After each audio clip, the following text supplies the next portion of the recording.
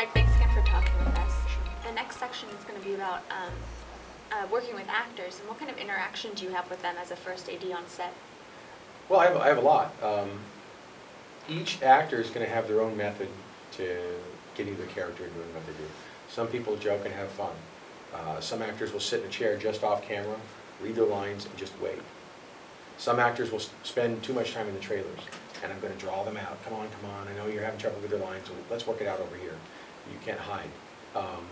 And I want to try to set it up so that they know that I'm a resource for them, that I'm there to protect them, and I'm there for them if they need anything.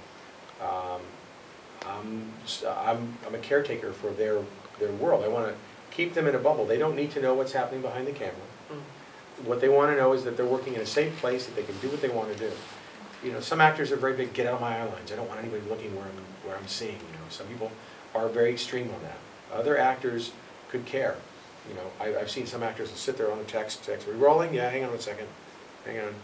Oh yeah, in the line, and they go right into the scene. Phone's back in their pocket, and cut right back again. But they're on their part. That's what they do. You know, you'll see that when someone's specifically done as a part for 3, 4, 5, 6 years. It's not like they have to find their character. So there's that. And other times it's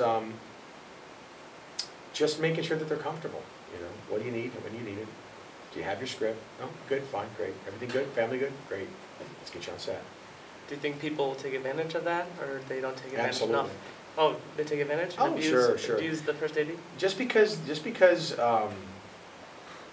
they're actors and you think they're there to work, that doesn't mean that they're good people. That doesn't mean that these are all good people. You know, everybody has their own motive. All right, you don't know, was this a job that they took reluctantly? Was this the job that they've been waiting for? Is this a break? Or is this a come down? Are they coming up? What's going on? It's the world of being an actor in the city is very hard. So I recognize that and try to make it so that whatever's going on outside this room, let's just leave it out there. Let's just be here. And at the end of the day, when we're done, then you can go back to the lunacy that is the 405 and the 101, and you know, auditions and getting to the West Side at 5 o'clock and all that. I don't care. I'll have actors come to me and say, I've got to make an audition at 2 o'clock today. And I'm like, I'm so sorry, because that's exactly when I'm shooting your scene. Is there any way, because I know how auditions work, I know if they're seeing you at 2, how long does it go? Does it go to 5? Let me see what I can do. I'll try to pull your scene up a little bit. We'll have one of the PAs with your car, and you just go straight out. Keep your makeup on. I'll even make sure that the makeup department touches you up. So when you arrive, you look your best.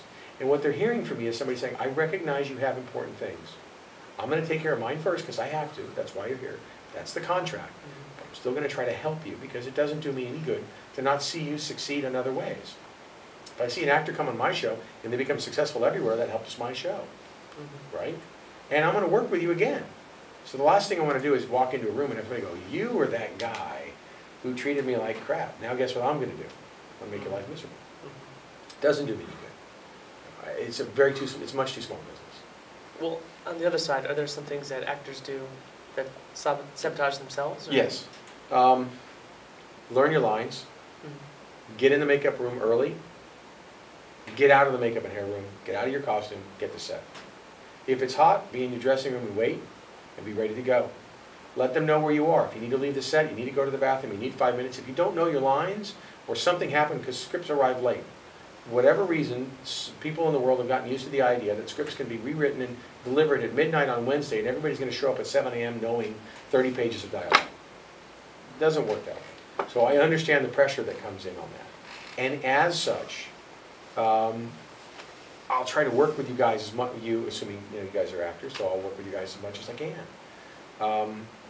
And if I have an actor, for example, say there were 3 actors in a scene, and you 2 guys were great actors, and this was a beginner actor over here, I'd shoot his coverage last. I'd shoot the master, I'd do you guys, and do him last. Why? Gives him the most time to get comfortable with the scene. Because you guys will have your lines down. There are actors that we shoot coverage around because we know that they are lousy on take 1, and others that you want to do on take 1 and done on take 2. Some actors I've worked with will say, you get 2 takes. 3rd take, you better have a reason. And you have to be aware of that difficulty. I've seen actors go to the dressing room and hide there and say, I need an hour, I need 2 hours of makeup. Well, that's really silly. Are we doing creature makeup? No. You look, I understand that as people age, their look changes. And I understand this is your product. This is what you look like, so I understand that. And I was joking around with a friend the other day, I said, I'm so tired of all the commercials right now. Because every girl in every commercial has curled out hair right here. I guarantee you go watch on TV, they all have that curly hair, and I hate that because that's an extra 40 minutes of curling on it. And that means I can't shoot for 40 minutes, so I got to bring her in earlier. And I'm like, we've got that look. They've got it in the Geico spot, they've got it in the other spots. We don't need it, stop it. But every actress should hear about your length, curly hair. Silly. Yours is wonderful straight. She's hired. Yeah, no, she can go curl hair now. I've seen actors badmouth other actors. Don't do that. Keep your just do your job. Be responsible. Hit your marks. And if you got a question, ask it. If you're thirsty, I'll bring you something. If you need a chair, I'll take care of it. That's what we're here for. But the biggest sabotage is just the fear of being here, and they go out there and hide. Get to the set. No one watching a movie ever said that was one of the best makeup rooms I've ever seen. It was so comfortable.